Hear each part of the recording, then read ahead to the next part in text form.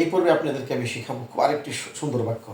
মনে করেন আপনি আমাকে একজন বললো, বা আমি এক মুরব্বীকে বললাম, দেখছেন নি এই যে হের যন্ত্রণা, না দোকানে বইতে পারি, না স্কুলে যেতে পারি, না বাজারে যেতে পারি, সে শুধু কেমন জানি ঝগড়া ফাসাদ লাগানোর চেষ্টা করে, ঝগড়া করার চেষ্টা করে, গায়ে হয়ে কী করে।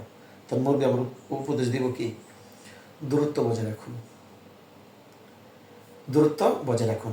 আমি ইংলিশটা বলে ফেলি, তারপরে এই বাক্যটা কোন কোন জায়গায় ব্যবহার করা যাবে সেটাও বলবো। দূরত্ব বজায় রাখুন মানে কিপ ডিস্টেন্স। কিপ ডিস্টেন্স মানে কি? দূরত্ব বজায় রাখুন। কিপ ডিস্টেন্স মানে দূরত্ব বজায় রাখুন। এই পর্বে আমরা অনেকটি জায়গায় ব্যবহার করতে পারি।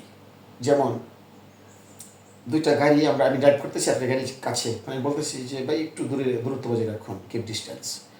বললাম যে মনে করেন যে একটা করোনার রুগী, যে সে করোনা রোগী, তার কাছ থেকে দূরত্ব বজায় রাখুন, কিপ ডিস্টেন্স। তাহলে বোঝা গেছে কি অনেক জায়গায় এই কিপ ডিস্টেন্স আমি ব্যবহার করতে পারবো।